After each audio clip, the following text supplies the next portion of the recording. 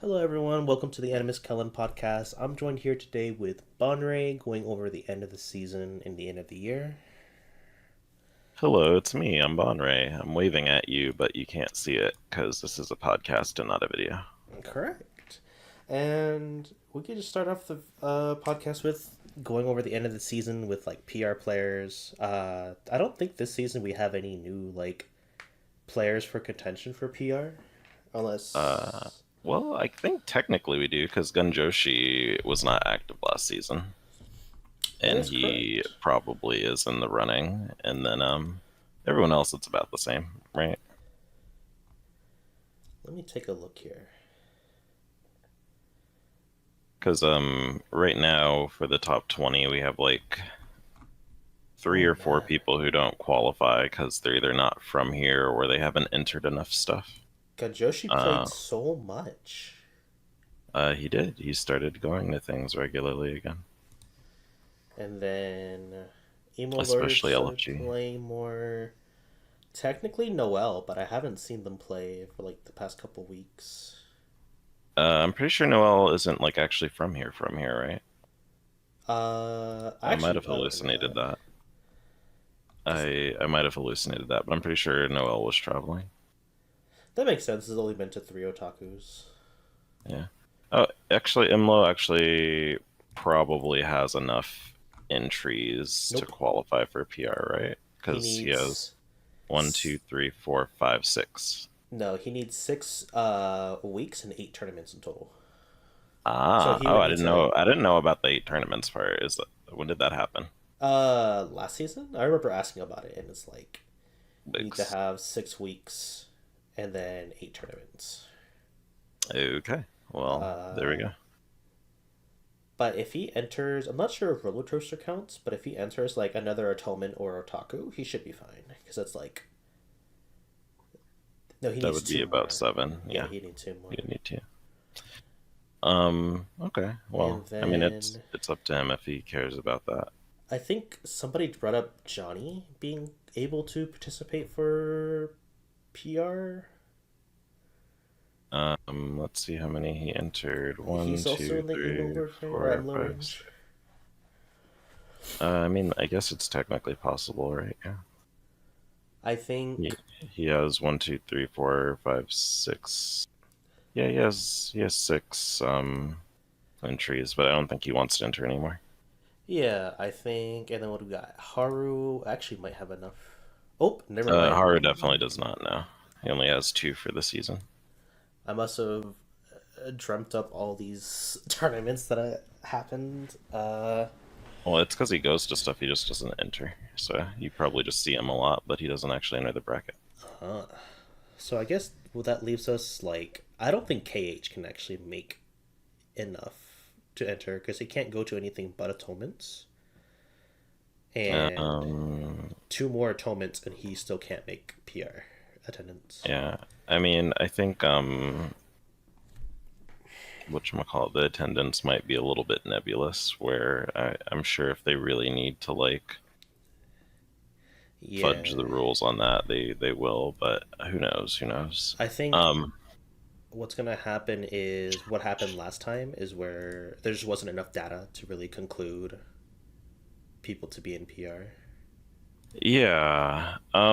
I guess actually, oh, I'm so sorry about that. I guess I can give like a recap of also what's going on in the season. So if you don't remember, there is kind of like a lot going on in terms of people kind of moving on from San Antonio. Skinny has graduated. Congratulations, Skinny. And he is moving. He still has enough matches from the course of the season to be considered for PR, but in the very least, towards the last few weeks until now, he actually had not really been entering stuff because he is in Dallas. Um, whatchamacallit, as you mentioned, KH does not enter things very often, and he can really only enter Atonement. However, Atonement took a 3 week hiatus because I was sick, and then we had San Japan, which he did not attend. Um, whatchamacallit. And then let's see what else is going here. Giddy had a very strong period of activity, and then he dipped for a while because he was going to multiple majors, and then took a break, and then came back. And then when we also think of it, like I mentioned before, Gunjoshi started competing regularly again. So the reason I bring all this stuff up is it's important to like kind of think about how the results are affected by these types of things. So, for instance, removing Skinny from the environment, even briefly, greatly benefits Renegade because Renegade often loses to Skinny, Mm-hmm. and that pushes his results up. So, right now, Renegade is number three. It also kind of benefits Pat. Skinny can beat Pat and does, but they're a good bit more even. So it really what happens is when Skinny is taken out of the picture for Renegade, that means that Pat and Renegade probably will be clashing with each other more often, which we saw that a lot of winners finals were Pat and Renegade, right? Yeah. We kept seeing that over and over again. Um, uh, Toast is uh, overall pretty solid. He has like pretty solid spread of wins on a lot of people, but again, his entry outside of Otaku kind of is all over the place. He doesn't go to Atonement regularly, so most of his results are from Otaku, which, as I mentioned in the previous time we did stuff on the podcast, what you enter does matter, right? Because certain people only go to certain things, so you only get certain matchups available to you if you Mm-hmm. only go to one or two tournaments. Um, so just all important things to think about if you are keeping track of the season. Again, a ELO list is not just indicative of people's relative power levels like an anime. They are also a reflection of material circumstances. So you could really argue that kind of Pat is a bit higher than them, but Pat, Skinny, Renegade, and honestly, maybe Toast. They're all probably functionally about in the same place. Giddy's there too, but he's a little all over the place too because his entry is kind of wonky because Yeah. of his schedule of going to larger events. So I would not just like look at this and just say, oh, it's just Pat, Renegade, Skinny, Toast in that order. Like they all beat each other. Mm-hmm. And I guess my final notes on Giddy too is that Giddy is actually pretty I would say he's probably one of the more experienced people against playing Rob here. He did start losing against Pat, but early on he actually was doing pretty well against Pat pretty consistently. And I think their matchup is about even. Let me look that up right now. We're looking at their head to head. So what is Pat Giddy? Actually, oh nope, yeah, he did win against Pat a good bit at the start of the season, but he started losing. So Mm-hmm. either way, him not being here for periods of time probably also did not help him stay on top of that matchup. But just things to think about. Yeah. And then as far as, because I know a lot of people are talking about like, especially now we have what 2 weeks, 1 week left I think actually, to make PR or for tournaments that count for PR. I know some people are gonna make the final push for PR, but according to Geo from last time, I think top 25 is considered for PR, and then they'll only really go lower if they like if there was no data, which is what happened last time with Cheese Curd. So I'm pretty sure it's top 20, and then they expanded outwards after that. Ah, Because top 25 is kind of big. The skill yeah, discrepancy starts like getting pretty big around the 20 mark. I agree. I think like after 20, it starts becoming a bit like there is like a performance gap between like Ruse and like other players under the elo in terms of consistency. Yeah, yeah. Uh, Um, which elo isn't like the only factor. It's honestly just like the qualifications you need to enter PR, and then they kind of discuss it from there on like your win rates, on your how much you've entered, Yeah.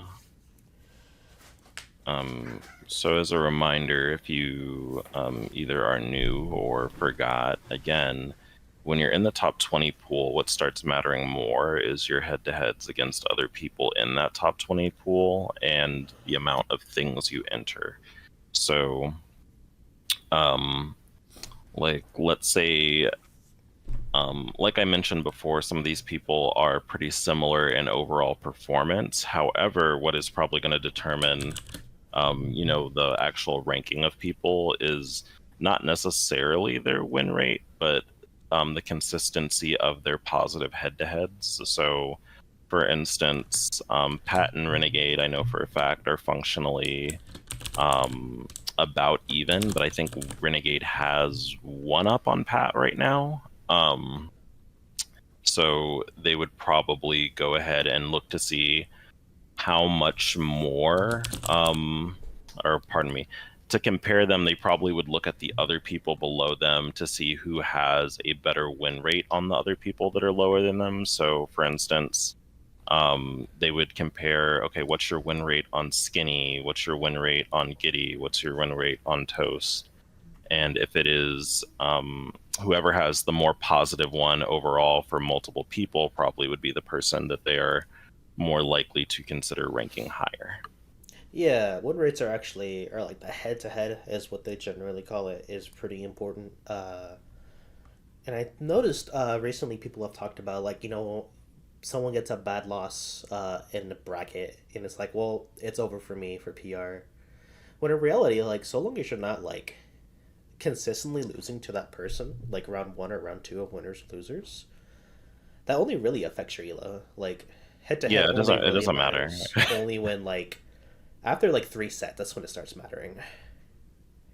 Yeah, like in a hypothetical situation where um the people who are in the top 5 elo, they just randomly lose to like someone who's unranked because of a character issue. Like, let's say they lose to like, they just get really, really super farmed by Duck Hunt. And anytime a random person comes in with Duck Hunt, they lose to them, despite the fact that like they're beating each other and they're beating every other single person in the city. Yeah, That that might lower their elo, but in practice, that's not going to actually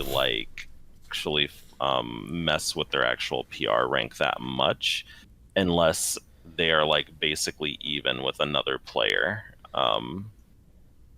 who does not have those bad losses, if that makes sense. I think people like kind of over dramatize, they catastrophize like their losses against people who are like not top 20, and it kind of, again, it doesn't really matter as long as you're, well, I mean it does, but it doesn't matter as much as you think it does as long as you're getting consistent good wins, if that makes sense. yeah,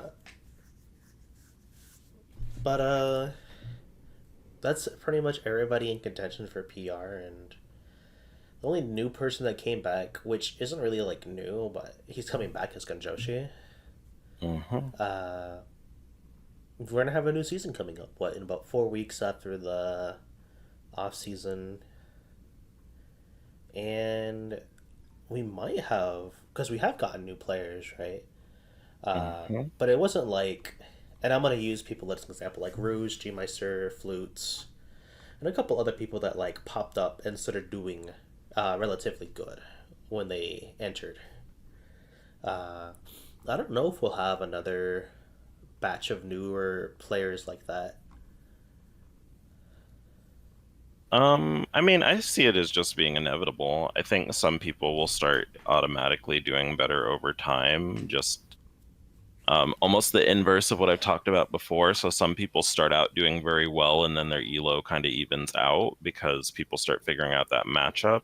The inverse is some people start figuring out other matchups or really hammering away at problems people have with how they either handle matchups or play the game. So, for instance, if you really have been paying attention a good bit to, like, let's say, Cosmix's performance, I think actually Cosmix's ELO is not actually that different from what they had last season, but their performance is just like objectively shot up a good bit, um, to where they're higher than some people who were kind of like, I guess, bracket darlings, where they were capable of getting like top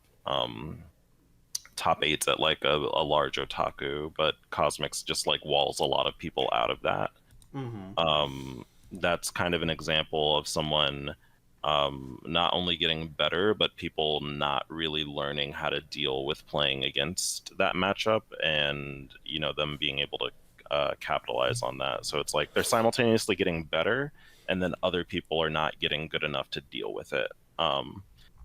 And I think you could say that in the grand scheme of a season, there are more people who will start doing things like that. I think people like Avery also are naturally going to shoot up.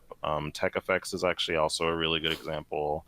I just see it as an inevitability that he will be PR. He just kind of wants to do it really bad, and he actively practices, and he just does what he needs to do to eventually get it. I don't know if it'll be next season, but I mean, as long as this game doesn't collapse in on itself within like, I don't know, like a year and a half, he'll get it eventually if he keeps playing. Um, so I do think it might not look like it when you look at top 20, but I do see it as people are going to start being displaced by these people who are like, I guess, in air quotes, lower ranked. They're going to start crawling in here and causing issues for these people pretty easily, I think. Yeah, I agree. Like, the players we named definitely are getting better objectively. And there's going to be a point where people who are currently beating them are going to have to either pick it up really quick once players like Cosmics or Tech Effects start learning newer things. Yeah, exactly. Again, like they're already doing well. The more they learn anything, they just automatically will see a lot of return for that. Because people either have trouble with those matchups or not doing the work to stay on top of them. I think one of the Exactly. worst things people do is they get dismissive of certain people, and then they don't actively practice. Like they're beating them regularly, but they should ask themselves, are you beating them like hard enough to where you can like reasonably like ignore practicing that matchup? And the answer is a lot of times no.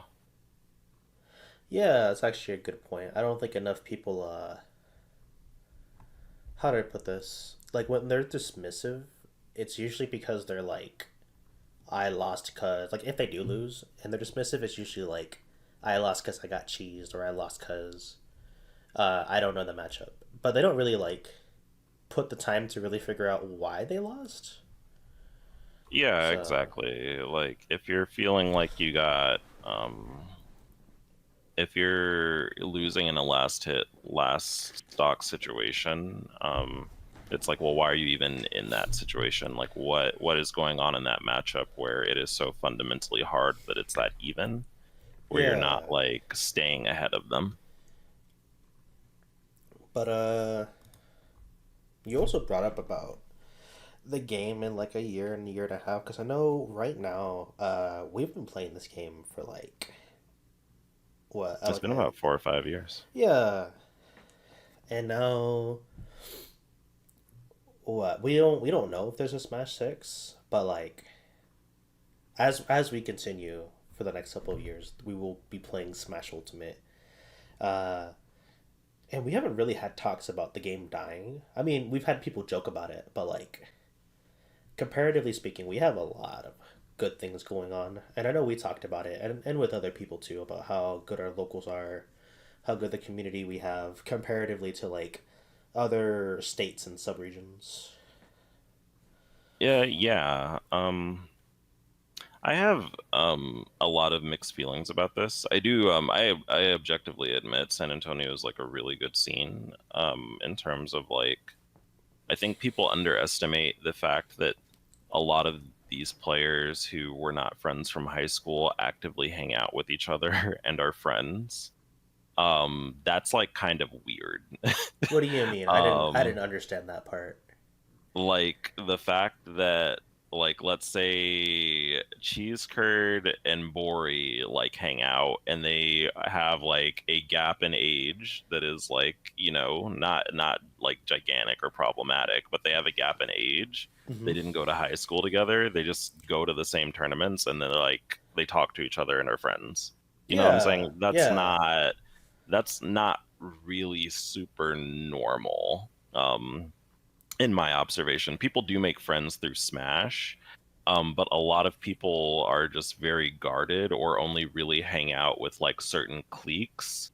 A lot of people only really hang out with people if they feel like it's beneficial for them getting better at the game. Or they only hang out with people, and I'm being kind of redundant, people they like went to high school with, so people they already had a previous relationship with, yeah, not like I am going to Smash and I'm actively making new friends and we're like actively hanging out outside of Smash, or like just talking and memeing with each other.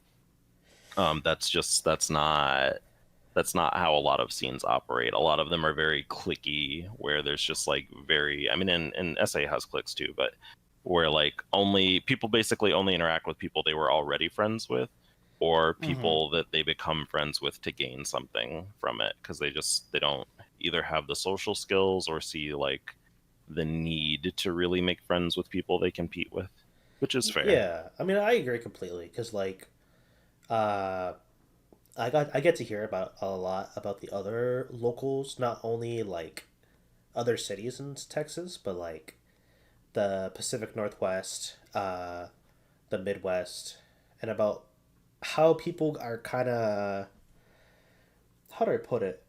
Like, there's a lot more people who are like, I'm here to play the game and get good at the game. Like, I don't care about making friends. Like, I'm just here to get good, you know?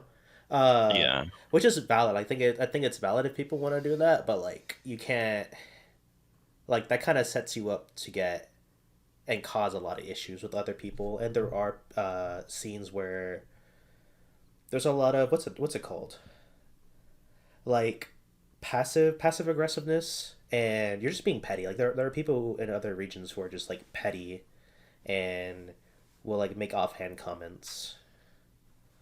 Uh, Like, y- yeah, I think when you only see people as competition, that just kind of wires your brain to automatically be like hostile towards them. And that hostility leads you to like not being able to handle like conflict, or just like, I guess, be sensitive to other people's mm, issues, where it's like, people will assume like the worst about other people, or they'll just like do things that are not very respectful because they don't see a reason. Well, why should I respect someone who's not my friend? Basically, why should I respect someone who like yeah, is my active competition? They don't owe me anything, and I don't owe them anything. Think the thing people tend to forget is like these things are like intimately connected. Like having good friends, like not like just good players, but having good friends in Smash makes playing Smash a lot easier.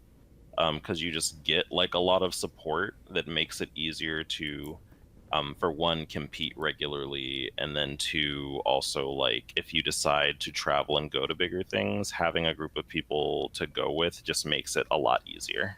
yeah, and like Emlo brought it up on a tweet, and I brought up like it is kind of hard to compete without having friends because like you brought up like carpool. I think one of my best times carpooling or like going to tournaments, even when I wasn't doing good, was with my friends. Like I remember going on a trip with like Oscar, Sweet Tea, and Bloop and Sergio, and like I remember every hour of it. It was really fun. I had a great time. And like even if I got like top eight at that tournament, I think I would have appreciated having their company and having more friends like that than like driving 8 hours just to do decently. You know what I mean? Like there's more Hmm. to it than just winning the game, and competition is still important. Like of course you're going to win and try to do your best, but having your friends definitely helps out. And I brought it up before where like you kind of need friends to do good, right? Like you need the emotional support. You need friends to help you like knock some sense into you if you ever get a little too like what's it called? I guess a little too annoying. Uh, Yeah. well, like friends are very important, and I think here in San Antonio, not everybody is friends with each other, and we do have people who are a little standoffish with each other, but it's not bad compared to from what I've heard from other cities. So Yeah, and I think that honestly kind of weirds people out a little bit. I definitely, whenever I get like new people who don't come back and I'm friendly to them, they get like really weird about it. Like they just cannot comprehend that like I'm trying to start like a very basic conversation with them or just ask them like, "Oh, how did the tournament go? This was your first tournament or you don't come to these very regularly. How was everything?" Like they have like very insanely like awkward energy about it where it's just like they feel uncomfortable that someone is like being friendly to them. I can relate to that honestly, because like when we first met and started playing, and we were like an LFG and we were playing friendlies, and I just wanted to play games. I didn't really think about friends.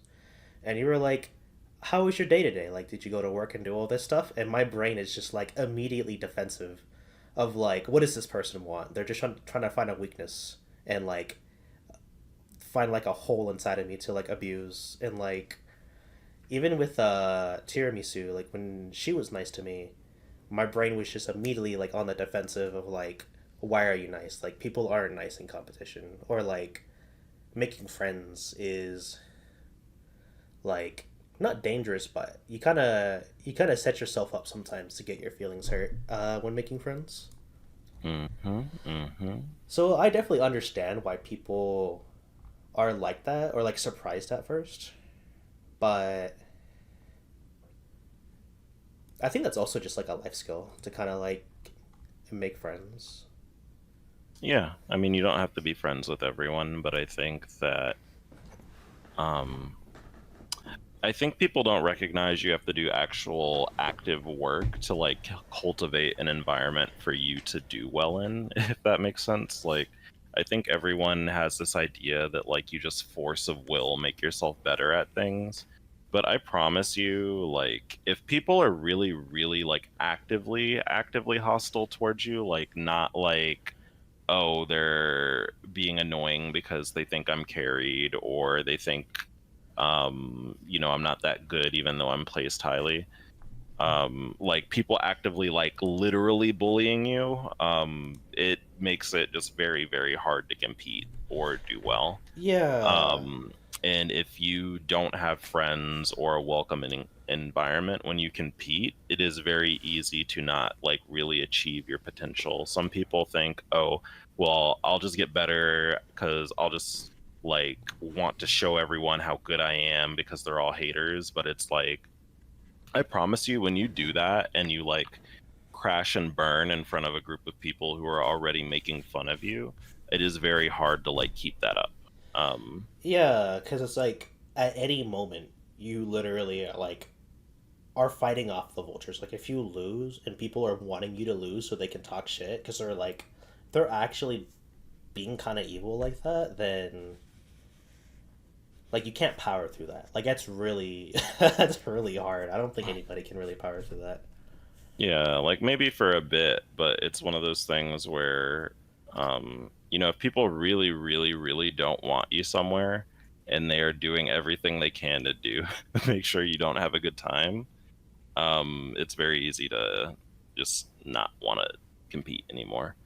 And then I guess a more mundane version of this, and I'm not going to talk about this too much because I guess it's like vaguely Smash related. It's like the little things you do that are social parts of the community actually feed into you doing well, like um not to be like an after school special, but your body is a machine that like not only requires like you to eat and sleep well because that is important for competing, but it also requires you to have like social relations. Like those things actually do matter for you functioning properly. Like if you feel insanely lonely and alienated and miserable and like you have no friends, Like, it's not going to make you, like, if you already feel miserable because you don't have friends, like, how are you going to, like, be able to deal with the pressure of like a last hit, last stock situation that matters for you a lot? You know what I'm saying? Like, you already feel bad. That's just going to make it worse when you're under pressure. It's funny you bring that up too, because like I also relate because I've experienced that because when I went to the or what's it called, the Arcadian for Austin, Texas, Hmm. like everybody in Austin, Texas wanted me to fucking lose. Which is valid. Like I'm from out of city and I'm like potentially taking their money. And I was kind of nervous for the most part because it's like people are there and talking shit like actively, like oh, this person would have beaten you, you just got lucky, or like you're just fucking carried because you play Sheik. And they'll say all these things, and they're not like insanely mean, but it's just dumb and annoying comments that are just like, I don't want to be around here longer than I need to be. But I Yeah, opened up yeah. Twitch chat and I saw like you and Galen like talking shit and being like, "All right, line up all your boyfriends. Kellen's gonna knock all of them out. Bring them on." And that like having friends like that just makes you, and you see that is just really comforting. Like I don't have to really worry about like grand finals about losing and then having people shit talk me because I'll have like friends to talk to afterwards. Hmm. Uh, and it is really important to make friends. And I know it's really hard for some people because a lot of people deal with trauma in their life.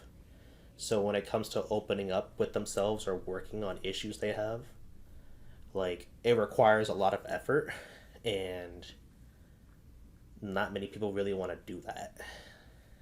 Hmm. But Indeed. yeah, I think friends are important. We have a lot of good opportunities to make friends and be part of the community. Uh, and I mean, our locals are pretty big too. Talking about what we have in San Antonio, you were telling me that like Otaku getting like 60 plus people weekly is like a regional for some people in different states. I think you were telling me something like that. Yeah, like when Otaku is getting like 80 people, like that's the size of like a small regional in a lot of places. Like I was talking to some people from Louisiana a while ago, and the fact that like our not like biggest tournament can get like over 40 people going to it more than 1 week in a row is like absolutely cuckoo bananas. Yeah. Um, Granted, like there's a lot of factors that go into that. Like we didn't have like a tournament every day of the week like we're working on having now. Oh, I guess not because Tuesday takedowns is gonna stop soon. I think I don't remember. Actually, I haven't been paying super attention to a lot of Smash stuff. Honestly, I've been kind of busy, but I think one tournament is ending pretty soon, and we got another one, but regardless we didn't have as many tournaments, so that let Atonement and Otaku progressively get bigger because they were kind of sucking up all the people. Yeah. Um but yeah, like we have a pretty healthy scene. I do think that it's something we have to actively cultivate. I think that's the other part of it too, is that if people were weren't friends, they wouldn't come back as much and the scene wouldn't be so big. So people wouldn't get solid practice. So I think SA is a pretty good city overall to compete in. I do think we have um, some issues with like not having a lot of older players anymore. And then also that our player base does not travel a lot. I do think overall we're not a super strong region, although we're getting there. But it's just like a lot of that is just age gated, where a lot of our PR are younger people who can't just like freely travel across the state of Texas on a whim. But Yeah. Like a lot of these people are like, not to be mean, but they're like still kids who are in college and like are still like they don't some of them don't even have a car to really travel to. Yeah, and yeah, that's what I was gonna say too. Like, even if they can, like, if they have the freedom to do stuff, like they have to share a car with their family, they can't just like take it for like 3 days to go to like a major or a regional. Yeah, and like so actually, speaking of carpools, right? I was looking for one for Rise and Grind, Hmm. and I was hitting up everybody that I knew that was like around my age of like 20 to like 23. And like they're like, no, we don't have money to go. Like, oh, we don't really have a car to go. And I don't want to use my car because I don't want to drive that long with like my car. And then I Yeah. found a carpool. It is like all of these people are like literal parents and like adults with like like careers and big responsibilities other than just school. Uh, so like traveling is pretty difficult for a lot of people now. Indeedly. Um, okay. Yeah. Do we have another topic lined up? I forgot. Yeah, we got, let's see, quality of region. I mean, our locals are pretty high quality. I don't have any complaints about any of the locals. Uh, Not that I go to every one of them, but we do have what to do for the next season.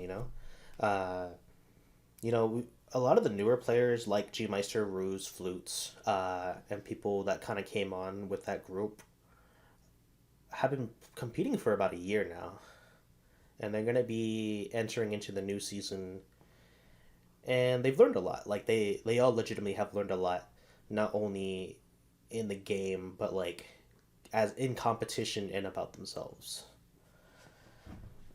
Hmm. So I'm not entirely sure how they will deal with the competition, right? Because I know G Meister, Ruse want to be PR, but Hmm. like the competition for it is just pretty tough right now. I think it's a mixed bag. I think stop me if you've heard this before, but a major thing that happens a lot, especially again if you don't travel a lot, um, is that San Antonio, in my opinion, is very much like, um, and it's changing now, but very much like um, big fish in a small pond, Mm-hmm. where it's like people, this environment is very self-contained, and there's like a kind of a hierarchy that is already built where people just are like, this person's good, this person's good, this person's very good, etc., etc. And it's kind of because we all just play against each other. And so, like, issues that people have just kind of stay the way they are, but they get better at what they're good at, if that makes sense. Or another way of putting it is a lot of people don't necessarily diversify their skill set a lot. They just get better at the thing they were already good at, and that leads people to, I think, have problems when they play against people who are more adaptable, or who have more experience, or in the very least have keen analysis. um, when I watch some of these people play, I do think they've gotten better, but like they still have like the same like really fundamental neutral or disadvantage issues. Either I guess like a really good example is, I've mentioned Roos has really bad zoner brain, where when you're used to playing a character that automatically has a degree of control because they throw projectiles, you're used to having a good degree of control over what you're doing. So when you play against people who really know how to get in against zoners or know how to play against them, you lose a lot of that, and it makes you realize that what you're normally doing actually isn't as safe as you think it is. Um, so what happens is that like, um, when people play zoners in this situation, they will dominate like a lot of people. And I think honestly, Cosmics is kind of in the same category. It's just a little bit different. You will dominate a lot of people automatically because there is just a skill curve for learning to play against zoners. A lot of people don't know how to do it.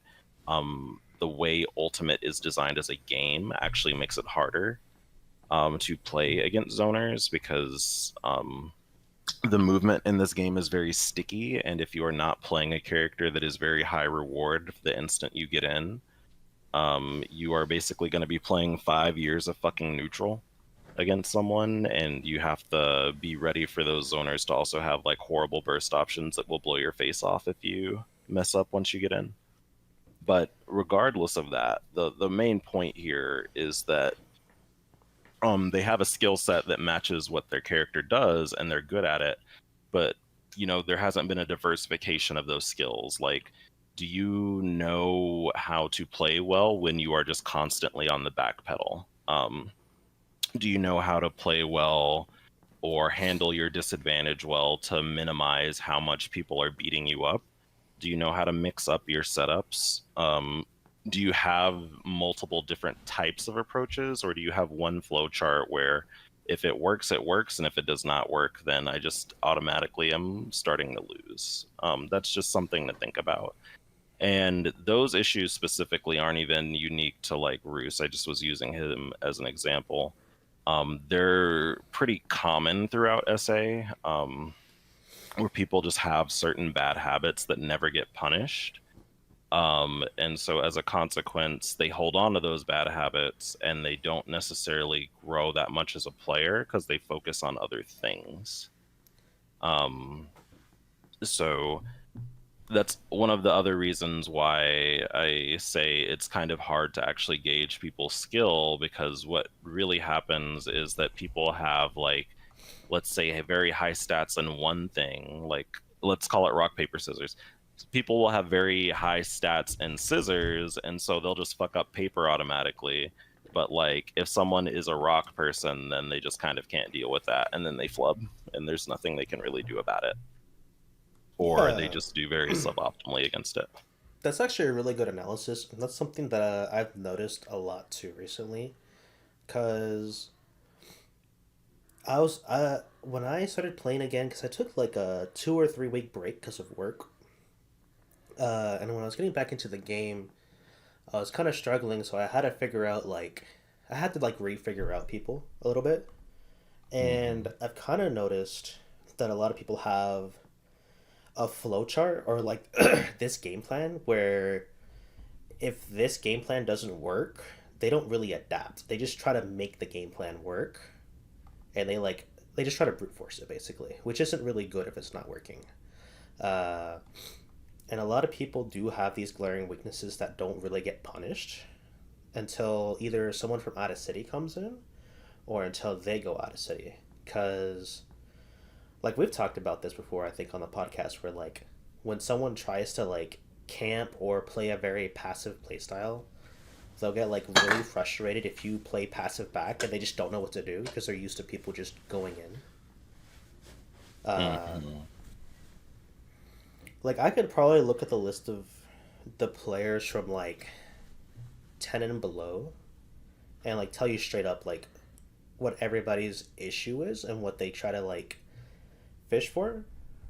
But you're right about them, about people, because they don't really travel out or they don't play anyone but themselves. There's no need for them to practice or get rid of their bad habits because their good habits are kind of carrying them or letting them win most of their sets. Yeah, a really good way to put this is that a lot of people who go regularly basically play against the same like three people and winners or losers like on repeat like every single week. Like maybe one or two people is different, but like they basically play the same fucking bracket every week almost. Unless they go to otaku, which is like sometimes they don't with that. And so what happens is you just kind of become hyper specialized at those specific matchups you interact with. And if those people you're playing with are not like punishing your specific strategies that you have developed, even if they're suboptimal, like you're just going to hang on to that stuff. You're winning, so why why question it? You know what I'm saying? So Yeah. I think it's very hard to like push yourself to like develop your character as a whole, which I mean maybe I can segue into something real quick because I'm almost out of words here, but I think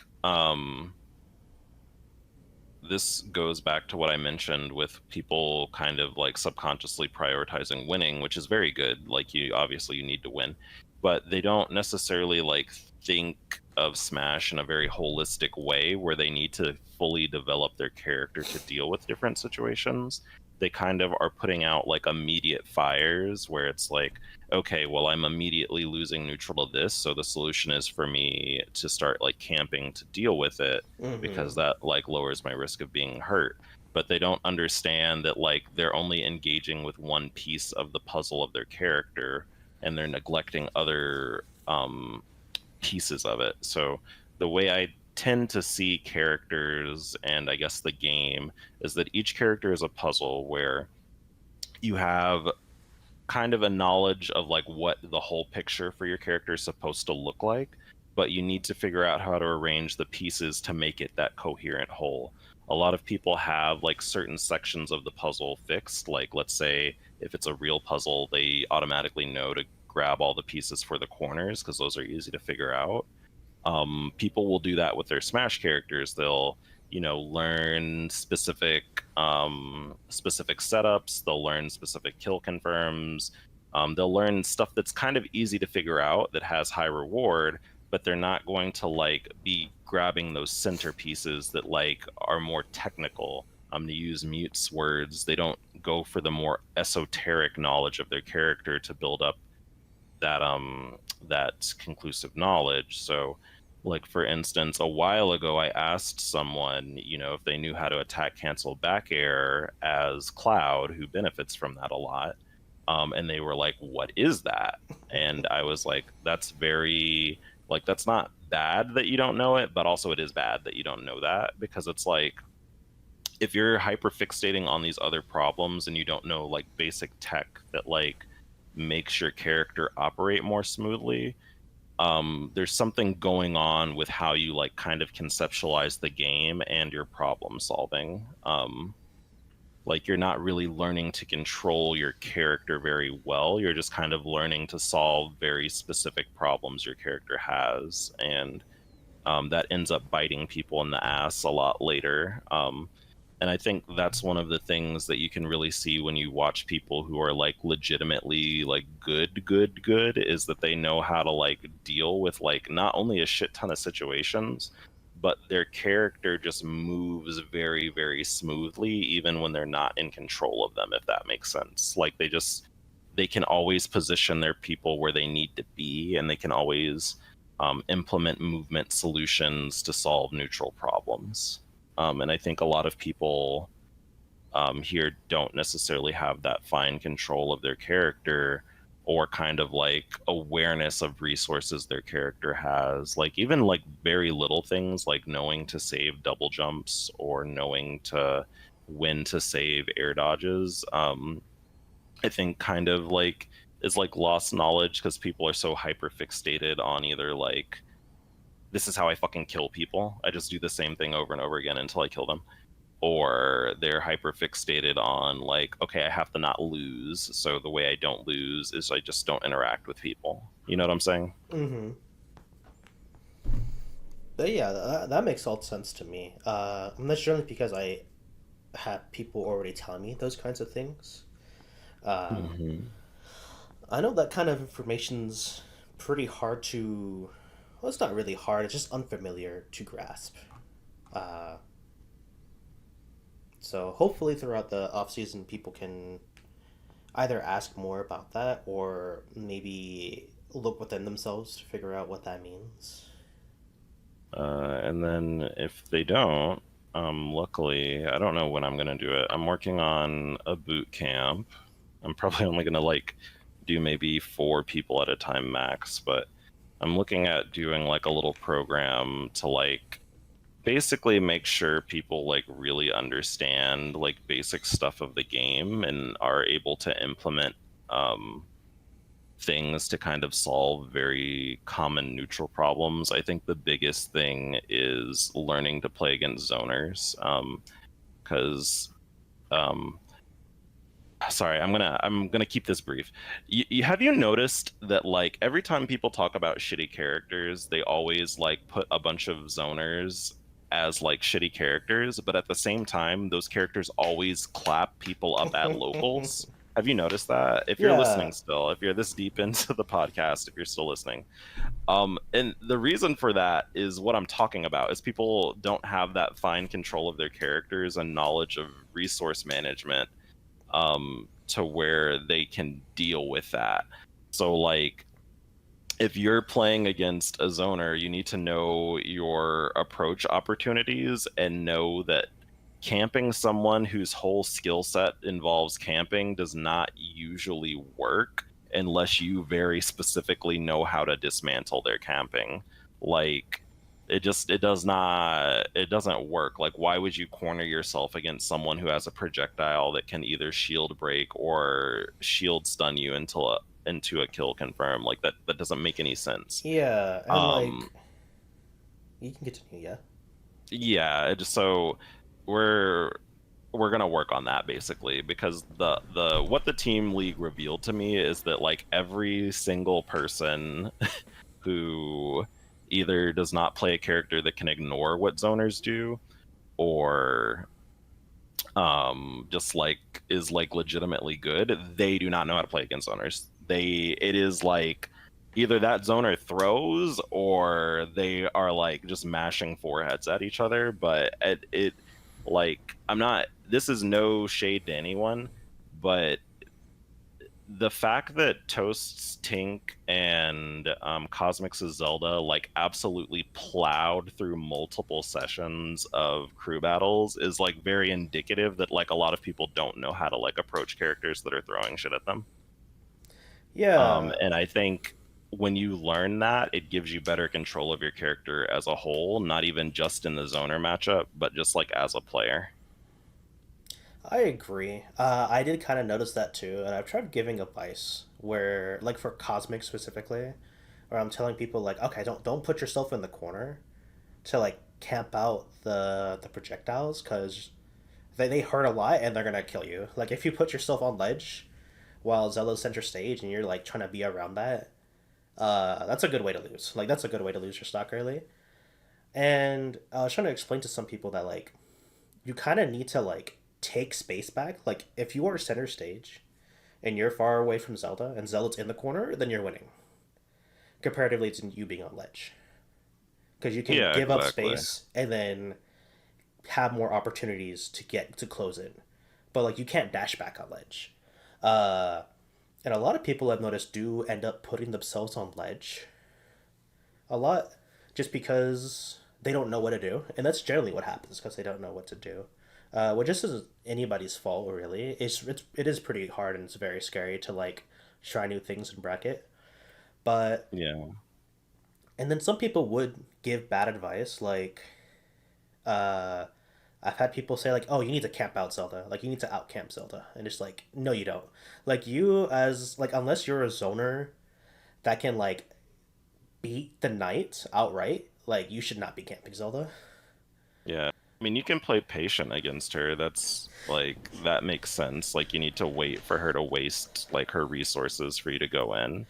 But Yeah, like I don't know, like I've talked about this with like other people who have like been playing this game like the old heads, and like I like give that back where I'm like they feel like you're supposed to camp to like deal not only with Zelda but like a lot of other zoners, and they're just like that does not make any fucking sense. Like why would you try to camp that character back when they yeah, literally have like more projectiles than you? Like that doesn't make any sense. Or like they just have better projectiles. I think the issue is really more that people just don't understand like approach windows, and they don't understand maximizing like advantage through like having stage control. Like it just yeah. I think that's stage just kind of controls. knowledge that goes over people's heads a lot. Yeah, I think stage control is pretty important in dealing with zoners. Hmm. Uh, and like the old heads or like the previous generation, I'm not really sure what to call them in a more respectful way because a lot of people do think, and I'm just gonna bring this up that like the newer generation is better, and like I do think they have more optimized routes in their punish Yeah, game, and yeah, but like these guys that played Smash 4 and Brawl, like even the not pure players like Nike, when I played him, he like understood neutral. Uh, Yeah, yeah. like he understood like he can't always do the same options, that not to land with the same like narrow fare. Uh, and even aggressive players like SB, who were known to be more aggressive, would also be like, yeah, sometimes you just gotta wait. Like you can't always go in and brute force an aggressive playstyle. But like waiting isn't camping. You know what I mean? Like you can still take stage control or like be like shark them without actually camping and still be an advantage. Yeah, Uh, exactly. I do wish, not that they're obligated, but like a lot of them did give good advice. I was actually talking to Rally recently about Proto slash Red. Hmm. For anybody that might know him, I don't think anybody here actually would know him. Maybe Gunjoshi, but some of the advice he has given me when I was an O tour, I still use today. Like Hmm. one of them is like, okay, you need to throw needles at people when they're doing things you don't like. Like if they're camping you and like doing an option you don't like, just throw needles at them. And if they don't stop, you're winning and they're losing. And then they're forced to do an option for you to start doing your good options. Yeah.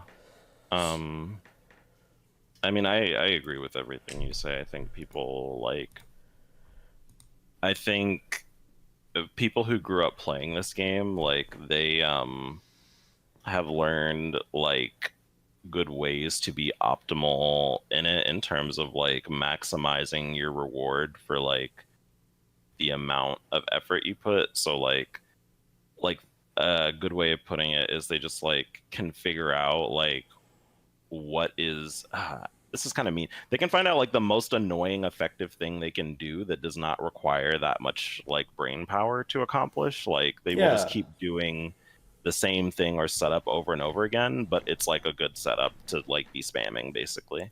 Yeah.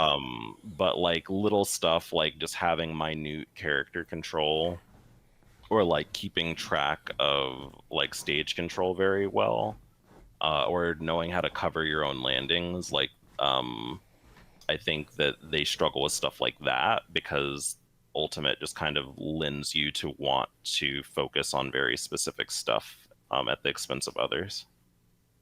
Yeah, that sounds like Ultimate. And I think the engine and the way Ultimate is really inhibits people's ability to, not ability, but like they just don't see the value in learning the other things. Yeah, yeah. Like, I know for a fact when I do the boot camp, I'm going to be talking about stuff like attack cancel back airing or whatever, and people will be like, well, that's not like super optimal for my character specifically, so I'm just never going to learn it. And I'm like, okay, like I understand that, but it's like, it's just one of the things where you just kind of have to do it. Yeah, You don't like have to do it immediately and prioritize it, but if there's something that like gives you a little bit of optimization, you're gonna need to learn it eventually. And then outside of thinking about the end result, just learning how to input shit like that and having fine motor control, just makes you holistically a better character yeah, I 100% agree. I think or a better player. My bad. things like attack canceling are pretty important, even if you don't think it's like optimal. Uh, like there isn't really an optimal way. No, how do I put this? You can't always like play an optimal like, okay, I do this if you do this, I do this if you do this, like, because people can mix up and people can do different things, and like having these different options can just help you in different scenarios that you're gonna encounter. Yeah, Uh, exactly. It's like the puzzle analogy where it's like, okay, now you have more individual puzzle pieces linked to what you already know. So mhm. you're getting a more full picture of your character and you have more resources to actually execute on. Yeah, and maybe people don't even realize they're already attack canceling. So I think something like that will definitely help people out just to like understand the different types of movement options they have. Yeah, exactly. But yeah, the next two seasons of PR is gonna end soon. The next 2 weeks is gonna end the season, and then we're gonna have our 2 week break. and then we're gonna have a new season. So I'm pretty excited for that. I definitely have a lot to learn, uh, and I'm pretty excited to see if there's gonna be any new players or anybody else improving as well. Yeah, I am. I think we're getting a steady amount of new people still. I see like new people at Atonement pretty regularly, or people who don't go to it Yeah, regularly.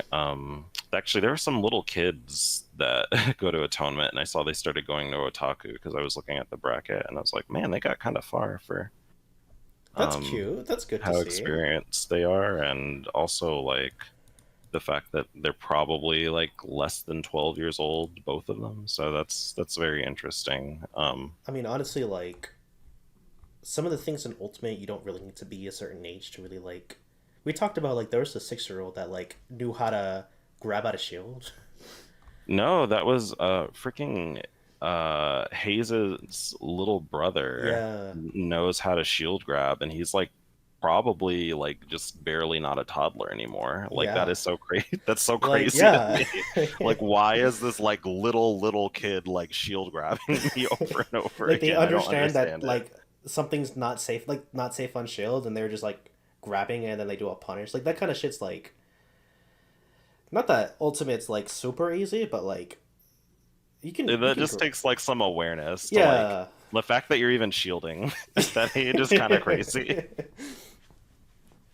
But yeah. Do you have any final remarks, any advice before we end it? Don't forget to look at your body VODs. Don't forget to not mindlessly jump in disadvantage. And most importantly, don't forget to watch what your opponent is actually doing throughout the course of the match instead of like focusing on what you're trying to do. Yep. Unless your character's good, in which case, don't worry about it. I think the watching your character, watching what the opponent character does is actually a very big thing. Like keeping mental notes of what they do, like out of shield or like whenever you throw this projectile, like what's their option. It's pretty important. I agree. Okie dokie then. Well, thank you for watching the AnimusKellen podcast. I'm here with Bonre. Hope y'all have a good night.